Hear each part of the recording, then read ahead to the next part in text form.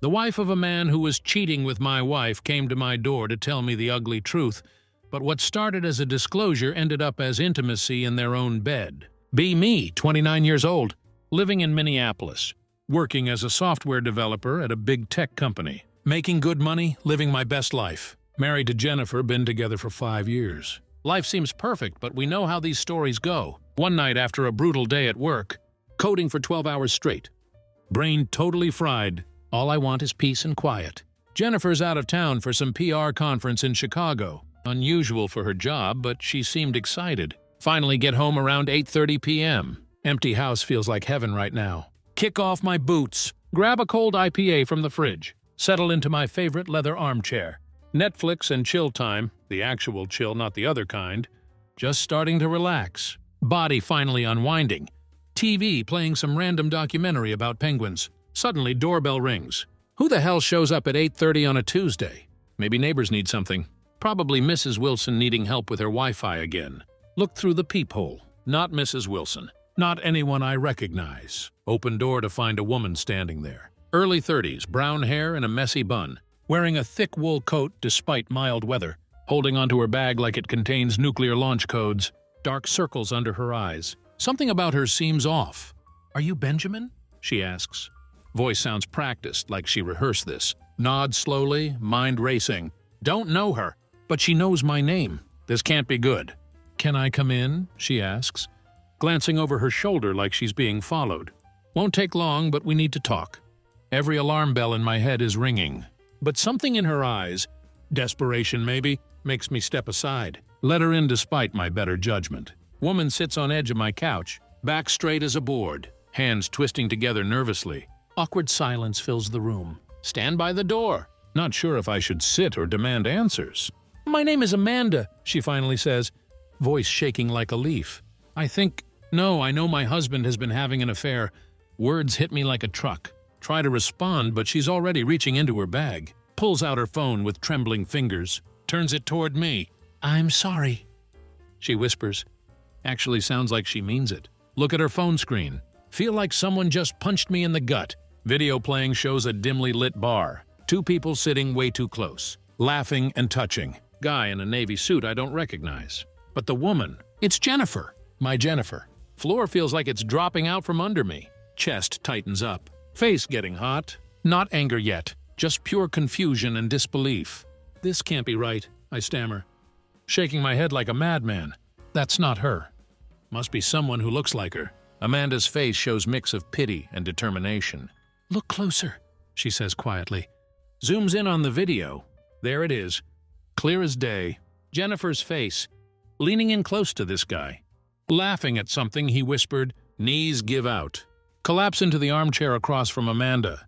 Mind racing at light speed. Trying to find any explanation. Anything that doesn't lead to the obvious. "Where did you get this?" I demand. Voice comes out sharper than intended. "Hired a private investigator," she admits. After weeks of feeling crazy, needed proof, and I got it. Head spinning like a merry-go-round.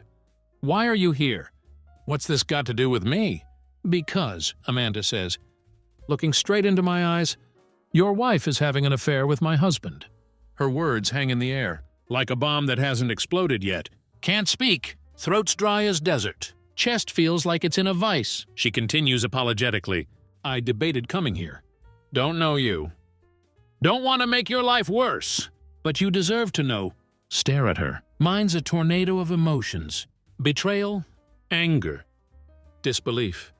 Want to tell her to leave? To take her video and get out. Instead, hear myself asking, "Why should I believe you?" Amanda reaches into her bag again, pulls out small manila envelope, slides it across my coffee table. "Because I have more," she says simply. Don't touch the envelope yet. Instead, study her face. Looking for any sign this is a cruel joke. A mix-up. Anything but what it seems. But Amanda doesn't flinch under my stare. Just keeps looking at me with those tired eyes. "You haven't told your husband yet," I say. Not really a question. More like testing her reaction. Amanda stiffens slightly, hands twisting in her lap again. "No," she whispers. "Not yet. Wanted to be sure what I was dealing with first." "And what exactly are you dealing with?" I ask. Voice comes out like ice. Her eyes flash with something fierce, something raw. A liar, she spits out. A cheat. Someone who thought I wouldn't notice. Who thought I'd just accept his excuses. Brush everything under the rug. Nods slowly. Her words hit too close to home. Reach for the envelope again. Fingers just barely touch it. Still can't bring myself to open it. Lean forward instead. Elbows on my knees. Voice drops low. So what's your plan? What are you going to do when you confront him? She hesitates. Bites her lip. Eyes keep darting to that envelope. I don't know yet, she admits. Want to confront him? Throw all of this in his face. Watch him squirm. But I also... Pauses for a moment. I want him to feel it. The betrayal. The humiliation. I want him to hurt. Her words hang in the air. Feel my own anger bubbling up. Like a quiet storm about to break. Revenge, I say. Word tastes strange on my tongue. Amanda nods slowly. Meets my eyes. Yes, revenge. They deserve it, don't they? Don't respond right away. Not sure what I'm feeling, or if I even want to feel it. Then remember Jennifer's smile in that video. So carefree, so unburdened, like she hadn't just destroyed everything we built. Hands clench into fists. They do, I say. Voice steady as steel. But we have to be smart about it. Her eyebrows lift in surprise. Smart? If you just confront him outright, I explain, he'll deny it. They both will. They'll spin some story, make you look crazy. And in the end, you're the one left picking up the pieces. No, I continue, mind already racing with possibilities. If we're going to do this, we need a plan. Amanda tilts her head, curiosity mixing with something darker in her eyes. A plan? Yes, I say firmly. Something that doesn't just expose them, but leaves them with nowhere to hide. She sits back, arms crossed, studies me carefully. And how do you propose we do that? Pause for a moment.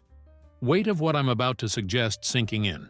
First, I say carefully, you gather your evidence. Not just this, gesture to the envelope, but more. Messages, photos, dates, anything that proves they've been doing this behind our backs. Amanda nods slowly, taking it all in. And then, she asks. Then, I continue, we hit them where it hurts. Publicly if necessary. If they want to play with fire, we'll burn their little fantasy world to the ground. Her lips twitch into faint smile. No humor in it, though. I didn't expect this from you, Benjamin. What did you expect? I ask. Trace of bitterness in my voice. I don't know, she admits. Denial, maybe, or for you to kick me out. Pretend this never happened. Let out a laugh. Short and sharp. More bitter than anything else. Believe me, I wish I could. But denial won't fix this, and pretending won't make it go away. Room falls silent. Weight of our shared betrayal pressing down. Like a heavy blanket we can't shake off. Amanda breaks the silence first. Voice soft but determined. What about Jennifer? Are you going to confront her? Question swirls in my mind like a storm. Think it through carefully. Not yet, I say finally. Not until I know everything. She nods, gaze steady as a rock. And when you do? When I do, I say. Voice low and dangerous. She'll wish she never met me. Fire in Amanda's eyes mirrors mine. Shared resolve binding us in a way I hadn't expected. Sit there in silence. Unspoken agreement between us clear. This isn't over. Just the beginning. Room falls into uneasy silence. Amanda perched on edge of couch. Shoulders rigid as steel. Eyes keep flicking between envelope and my face. Stare into dim glow of streetlight. Filtering through window. Trying to make sense of this chaos that just invaded my life. Suddenly, everything goes dark. Power cuts out without warning. Sudden darkness startles us both. Hum of fridge dies. Quiet buzz of lights goes silent. For a moment, neither of us speaks. Is this normal? Amanda asks. Nervous humor in her voice. Exhale sharply. Shake my head. No. Probably the storm outside. Power lines in this neighborhood are garbage. Always going down. Stand up from chair. Fumble in dark for phone. Flashlight beam cuts through shadows. Illuminates Amanda's face. She looks different in pale light. More vulnerable somehow. Earlier confidence replaced by something softer. I'll get some candles, I say. Head toward kitchen. House eerily silent as I move through it. Find half-burned collection of candles in cabinet. From some forgotten anniversary dinner. Set them around living room carefully. Flickering flames paint walls in warm, dancing light. Creates weirdly intimate atmosphere. Return to couch. Catch Amanda staring at firelight. Can't read her expression. This is cozy. she murmurs, almost talking to herself. Too cozy, I mutter. Don't really mean it, though. Strange pull to the room now, like darkness stripped away barriers between us. Go to kitchen, grab small battery-powered fan, flip it on to circulate air. Gentle hum fills silence, adds rhythmic background to candlelight. Amanda laughs softly, sound low and melodic. If I didn't know better, I'd think you were trying to seduce me. Words catch me off guard. Stumble over response. I am not, I say quickly. Feel my cheeks getting warm. Right, she says, slight smile playing on her lips. Circumstance. Lean back in armchair, body heavy with exhaustion, mind still racing from everything she revealed. Amanda seems to relax, though. Shifts on couch, turns to face me fully. Candles soften her sharp features, makes her look younger, almost peaceful. You know, she begins, voice low and thoughtful.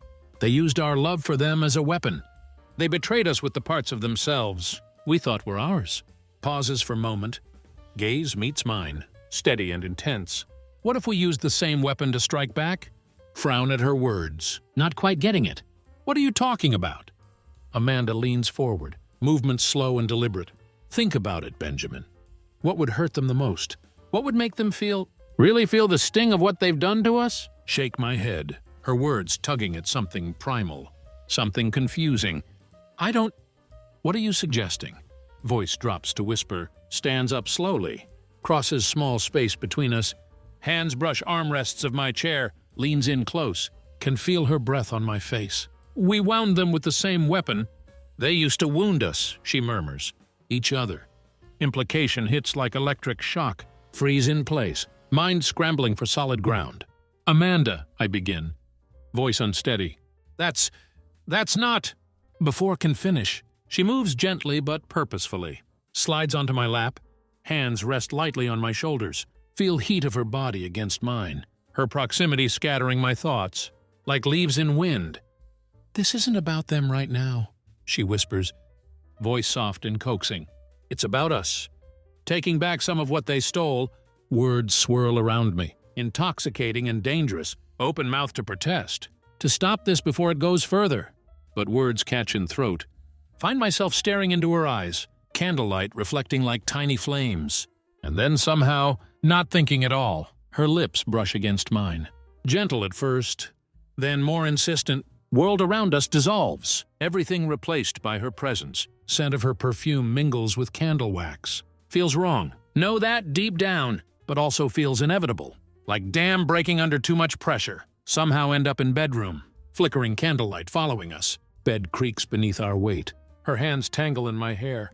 Her breath hot against my neck. Every touch, every whispered word blurs together. Like fever dream. Desperate escape from pain consuming us both. When it's over, silence returns.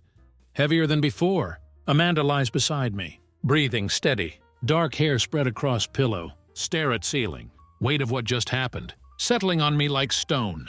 In stillness, one thought keeps echoing. What have I done? Sunlight streams through blinds, cuts room into golden strips. Faint scent of candle wax lingers, mixed with her lavender perfume. Head throbbing, not from alcohol, from weight of everything that happened. Amanda still asleep beside me, dark hair fanned across pillow, breathing soft and steady. Events of night before replay in fragments. The darkness, the candles, the whispered words that pushed us over edge. Guilt tightens around chest like vice. This isn't who I am, or at least, not who I thought I was. Then remember why we're here, why Amanda showed up on my doorstep. Jennifer. Her betrayal, all the lies. Bitter resolve washes over me. Sit up carefully. Try not to wake Amanda. Reach for phone on nightstand, fingers trembling slightly. Open camera app. Turn lens toward us. Snap photo. Damning image of Amanda and me in bed. Disheveled and unmistakably intimate. Don't hesitate. Open message thread with Jennifer. Attach photo. Add single line. Now we're even. Hit send before I can second guess. Message whoosh feels both liberating and final. Stare at screen for a moment. Heart pounding in chest. Part of me wonders if gone too far. But another part still seething from betrayal, doesn't care anymore. Slip out of bed quietly. Pull on clothes. Step into kitchen. Air cool and quiet. Stillness feels almost surreal. Phone buzzes in my hand. Glance down at screen. Jennifer's name flashing. Let it ring. Nothing she can say that I want to hear. Scroll through contacts instead. Fine name I need. Peter Montgomery. Attorney friend recommended long ago. For some forgotten legal matter. Thumb hovers over call button. Take deep breath. Press it. Phone rings twice. Brisk professional voice answers. Peter Montgomery speaking. Mr. Montgomery, I begin. Voice steady despite chaos in chest. My name is Benjamin Cooper. I need a divorce lawyer. Line goes silent for a moment. Then Peter's tone softens. I'm sorry to hear that, Mr. Cooper. Why don't we set up a time to discuss your situation? Are you available today? Yes, I say without hesitation. The sooner the better. Arrange meeting for afternoon. As hang up. Feel sense of purpose steady me. First time in weeks. Feel like have control over something. Anything in my life. Illusion of control shatters instantly. Phone buzzes again. Not a call this time. Message from Jennifer. Benjamin, please let me explain. It's not what you think. Scoff out loud. Toss phone onto counter. But messages keep coming. One after another. Each more frantic than last. That man in video is just a friend. You're overreacting. Please don't do anything drastic. Let's talk. Stand there staring at flood of messages. Anger bubbling to surface. A friend? Image of her laughing in video. Leaning in close to man who wasn't me. Replays in mind. Friends don't whisper in each other's ears like that. Don't touch way she touched him. Before can respond. Phone buzzes again. Call this time. Against better judgment. Answer it. Benjamin. Jennifer's voice comes through. Shaky but composed. I saw the photo you sent. And, I say coldly. Grip tightening on phone. Her voice softens, almost pleading. And I need you to understand. That's not the way it looks. The man in the video. He's a co-worker. We were out discussing a project. That's all. A co-worker, I repeat. Voice dripping with sarcasm. Funny. Because I don't remember co-workers. Getting so close they could count each other's eyelashes. It wasn't like that, she insists. You've always been paranoid, Benjamin. You're twisting this into something it's not. Audacity of her words ignites something in me. Paranoid? I snap. Don't you dare gaslight me, Jennifer. I saw the video. I saw the way you touched him. The way you laughed with him. That's not paranoia. That's reality. She falls silent for a moment, then heavy sigh comes through phone. I made a mistake, she admits finally. Voice barely above whisper. But it wasn't what you think. It wasn't an affair. Oh, so you're just casually flirting with other men now? That's your defense? I ask. Voice sharp and cutting. Benjamin, she says. Tone shifting to desperation. Please, don't throw everything away over a misunderstanding. Clench my jaw. Words catching in throat. Want to yell? Want to demand answers? Instead, take deep breath. Jennifer, I say finally. Voice cold and steady. We're done. I've already called a lawyer. No, she whispers. Voice breaking. Please don't do this. We can fix this. There's nothing to fix. I say simply. You made your choices. Now I'm making mine. End call before she can respond. Hands trembling as set phone down. For a moment just stand there. Staring out window. At quiet street below. Weight of what just happened. Settling over me. Heavy and suffocating. Hear soft shuffle of footsteps behind me. Turn to see Amanda standing in doorway. Expression unreadable. Was that her? She asks quietly. Nod. Run hand through hair. Yeah. And? She prompts. And it doesn't matter, I say firmly. It's over. She nods. Gaze lingering on me for a moment. Before she speaks. Good. It's what she deserves.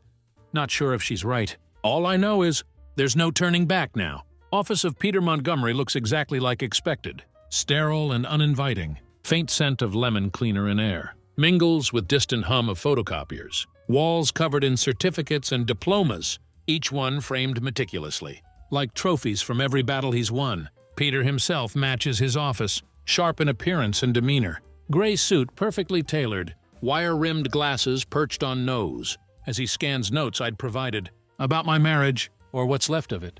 So, he begins. Voice calm and clinical. You want to proceed with filing for divorce immediately? Yes, I reply without hesitation. Don't see any point in waiting. He nods, pen moving swiftly across legal pad.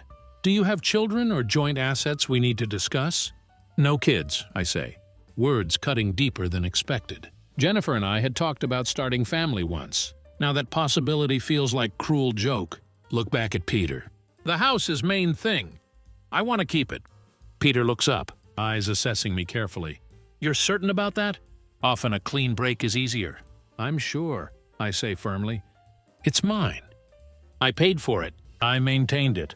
Not letting her take it from me. Understood, he says, jotting down more notes.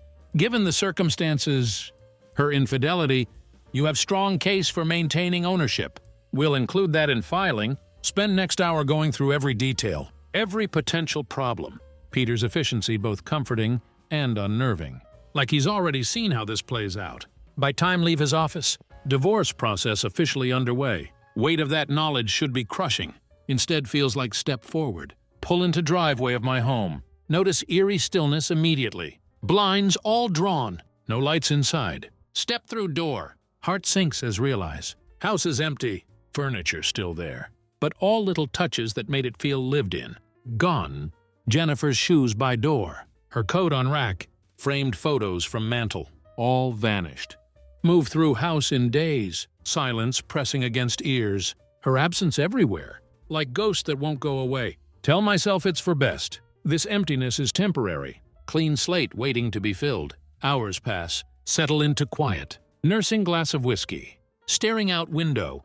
Night falls heavy and cold. Then knock comes. Freeze. Grip tightening around glass. Don't need to check peephole. Know who it is. Set glass down. Open door. Jennifer standing on porch. Face pale. Eyes rimmed red with unshed tears. Wearing dress from that damned video. Sight of her makes chest tight. But force myself to stay composed. Benjamin, she whispers. Voice breaking. Please. What do you want, Jennifer? I ask. Tone completely flat. She flinches. Like indifference in my voice. Hurts more than any anger would have. I want to talk. To explain. Please just let me in. There's nothing left to explain, I say. Leaning against doorframe. I filed for divorce today. Her hand flies to mouth. Gasp escapes her lips. No, she says, shaking head frantically. No, you can't just end it like this. We've been through too much. You ended it, Jennifer, I snap. Anger finally bubbling over. You ended it the moment you decided I wasn't enough. The moment you lied to my face and thought I wouldn't notice. Tears stream down her face. Steps closer. Reaches for me. It wasn't like that, she pleads. I wasn't thinking straight. It was just a distraction. A stupid mistake. A mistake? I laugh bitterly, shaking my head. You think I'm stupid, don't you? That I'd actually believe it was just a mistake? She opens mouth to respond, but cut her off. Pull out phone. Open photo of Amanda and me in bed. Turn screen toward her. Keep hands steady despite turmoil inside. Here's my mistake, I say coldly. Now we're even. Jennifer's eyes widen. Stares at screen. Breath catching in throat. For moment seems frozen. Tears forgotten. Then looks up at me. Expression shifts from shock to pure fury. You did this on purpose, she hisses.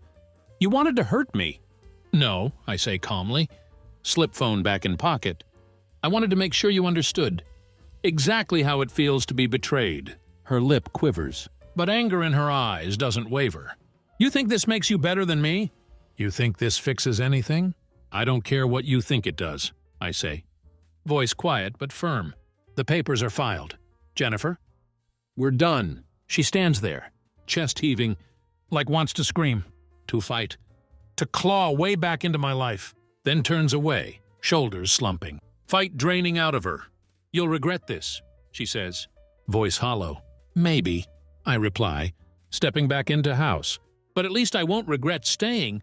Close door before she can respond. Sound of latch clicking into place. Echoes through silent house. For first time in what feels like forever. Feel sense of finality. Not closure, not yet. But its start. Next morning feels heavier than most. House still quiet. Still empty. Every corner carries echo. Of life I'm trying to leave behind. Coffee tastes bitter. Even with sugar stirred in out of habit. Not sure if it's taste. Or weight of everything that happened. Barely touch coffee. When phone buzzes on counter. Stare at screen for moment. Half expecting Jennifer again. More desperate pleas. Or scathing accusations. Instead, Peter Montgomery's name flashes across screen. Answer on second ring. Keep voice steady, despite sinking feeling in chest. Peter, what's the news? Good morning, Mr. Cooper, he says. Tone brisk but not unkind. I have some updates for you. Divorce documents have been finalized. Ready for your signature. Nod though he can't see me. That's faster than I expected. Yes, well, he says. Faintest hint of smile in voice. When there's clear evidence of infidelity and no children involved, things tend to move along fairly quickly. I'll need you to come by office to sign papers. Once that's done, we can file them with court. Process will officially be underway. Strange mix of relief and dread settles over me. It's happening. Ties binding me to Jennifer, finally being severed. Yet finality of it all looms like storm cloud. When can I come in? I ask. Today if you're available, Peter replies. Sooner we get this submitted, sooner you can move forward. Glance at clock. Barely 9 a.m. I'll be there by noon. Good, Peter says, then pauses. And Mr. Cooper? Yes? This is tough step. But it's right one, he says, voice softer now. I've seen a lot of cases like yours. Can tell you with certainty, things will get better. Not sure if believe him, but appreciate sentiment. Thanks, Peter. I'll see you soon. Hang up. Stare at phone for a moment. Weight of his words sinking in. This is it. Beginning of end. Or maybe beginning of something new. Either way, no turning back. Finish coffee in silence. Bitterness less noticeable now. Go to get ready. By time step outdoor. Strange sense of resolve takes root in chest. Moving forward, no matter how uncertain path ahead might be. Peter Montgomery's office, efficient as man himself. Walls adorned with muted tones. Shelves lined with law books. Look untouched. But probably read cover to cover. Air filled with faint scent. Of polished wood and coffee. Creates atmosphere of cold precision. Peter greets me with firm handshake. Ushers me into office. Motions to sit. Neat stack of papers on his desk. Sight of them makes stomach churn. These aren't just documents. They're tangible end of my marriage. Thank you for coming in, Mr. Cooper. Peter begins. Slides stacked toward me. These are finalized divorce documents. Once you sign them, we'll file them with court. From there, process should proceed smoothly. Nod slowly. Gaze dropping to papers. Weight of them feels heavier than should. But don't flinch. Before I sign, I say. Looking up. Want to make sure that all property is claimed in my name. Peter's expression doesn't change, but there's slight shift in posture. Flicker of professional curiosity. You want to claim full ownership of the marital assets? Yes, I say firmly. The house, the car, any savings accounts? Everything. She's one who broke this marriage, not me. He leans back in chair, fingers steepled, regards me carefully. It's not impossible, he says. After a moment, infidelity is a strong factor in these cases, especially if we can present compelling evidence. However, court often aims for equitable distribution. If Jennifer contests, could become drawn-out battle. Clench my jaw. I don't care how long it takes. Not going to let her walk away with half of what I worked for. She doesn't deserve it. Peter nods, jotting notes on yellow legal pad. We'll build case around evidence you've provided. The video, the messages, and fact that she vacated house voluntarily. That works in your favor if she has no desire to return to property. Court may be inclined to award it to you. What about the car? I ask. It's in both our names. We can argue vehicle is necessary for you to maintain your livelihood, especially if she has access to alternative transportation, he replies, pen never pausing. As for savings accounts, we need full financial disclosure from both parties. If she's been hiding assets or spending money on this affair, it will strengthen your case. Mention of hidden assets makes stomach turn. Had Jennifer been siphoning away money for her secret life? Thought hadn't crossed mind until now, but seems entirely possible. What about debts? I ask. Voice tight with tension. Peter looks up, gaze steady as rock. If there are any shared debts, we'll argue they were accrued, primarily for benefit of household. If we can prove her actions led to unnecessary expenses, such as spending on a fare, you may not be held responsible for those liabilities. Nod slowly, grim satisfaction settling over me. Do it. Whatever it takes, make sure she doesn't get dime. More than she's entitled to. Peter leans forward, tone careful but firm. I'll do everything I can, Mr. Cooper. But be prepared. If she contests, this could become messy. Are you ready for that? Think about it. Image of Jennifer standing on porch last night. Flashes through mind. Her tears, her pleas, no, they were hollow, will morph into anger and defiance as soon as she realizes what I'm fighting for. I'm ready, I say finally. This is my life. Not letting her destroy any more of it. Peter nods, satisfied with my resolve, slides papers toward me again, this time with pen clipped to corner. Sign here, here, and here, he says, pointing to highlighted sections. This will initiate process. I'll handle rest. Pick up pen. Hand steady as sign name. On dotted lines, each stroke of pen feels like carving piece of old life away, but also feels like step toward reclaiming my future. When finish, Peter takes papers, places them into folder, movements precise and deliberate. We'll file these today, he says, standing and offering hand. Expect to hear from me soon. Regarding next steps, shake his hand firmly. Weight of meeting pressing against chest. As leave office. Divorce no longer just idea. It's reality. And I'm determined to come out of it with my dignity and life intact. Jennifer might have broken my trust, but she isn't going to take everything I've built. Not without fight. Week after signing papers, phone buzzes again. Peter's name lighting up screen. Answer immediately. Brace myself for whatever news coming. Mr. Cooper, he begins. Voice measured but slightly more urgent than usual. We've received confirmation from court. Trial date has been set. That's faster than I expected, I reply. Start pacing across living room. It's expedited due to nature of evidence we provided, Peter explains. Court prioritizes cases with substantial evidence of misconduct, and in this instance, we have more than enough. Stop pacing. Grip phone tighter. What are we looking at, Peter? What's our likelihood of success? He pauses briefly, like considering how to phrase response. The evidence you've gathered, the video, the messages, the testimony regarding her abandonment of home, paints compelling picture. If presented effectively, it significantly favors you.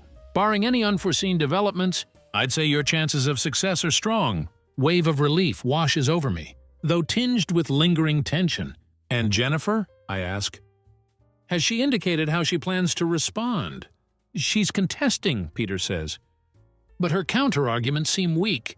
Her lawyer claims affair was non-physical and insists she contributed equally to marital assets. However, burden of proof lies on her to demonstrate those claims, and we've prepared to dismantle them. When's the trial? I ask. Cutting to chase, it's been scheduled for next Monday, Peter says, bit sooner than anticipated. We'll need to finalize our strategy over next few days, but given evidence, I'm confident we're prepared. Let's make sure we are, I reply firmly, not taking any chances. Trial day comes faster than expected. Courtroom blend of muted tones, wood-paneled walls radiating gravitas, matches tension in air. Jennifer sits across room, posture stiff as board, eyes avoiding mine. Her lawyer, skinny guy in expensive suit, whispers something to her, makes her nod faintly. She looks different, defensive, almost cornered. Peter leans toward me, voice low and steady. Stay composed. Evidence will speak for itself. When judge enters, room falls silent. What follows is whirlwind of testimonies, evidence, submissions, legal arguments. Peter presents video first. Grainy footage of Jennifer and her co-worker leaves no room for ambiguity. Follows it with screenshots of messages I discovered, each one another nail. In coffin of her defense, Jennifer's lawyer tries to counter. Argues relationship was purely emotional, claims it doesn't negate her contributions to marriage. But when Peter presents financial records detailing unexplained expenditures, that coincided with her secret outings. Judge's expression hardens. Final blow comes when Amanda takes stand as witness. Her testimony, both measured and devastatingly effective, recounts her own investigation into affair. Jennifer's lawyer objects, but judge allows Amanda to speak, clearly swayed by consistency of her account. When my turn to speak, keep my composure. Recount deterioration of our marriage and betrayal that followed. Don't embellish. Don't need to. Evidence already overwhelming. Jennifer doesn't take stand. Can see why. She sits silently, face pale as ghost, hands clenched in lap. Her lawyer's closing arguments feel hollow, grasping at straws to salvage case that already crumbled. Judge takes little time to deliberate. When returns, Decision is clear. Divorce granted in my favor. House, car, and majority of joint assets awarded to me. Jennifer left with what she brought into marriage, which wasn't much. As gavel strikes, signaling end of trial. Feel wave of emotions. Relief. Vindication. And odd sense of emptiness. This was what I fought for. What I wanted. But doesn't feel like victory. Feels like survival. As leave courtroom, Peter claps me on shoulder. You did well, he says. It's not easy to face something like this, but you handled it with grace. Thanks, Peter, I reply, voice quieter than expected. Outside, air is crisp, sun cutting through clouds, with warmth that feels foreign after cold sterility of courtroom. Stand there for a moment, taking it all in. Fight is over, but scars it left will take time to heal. Still, for first time in long time, path ahead feels clear.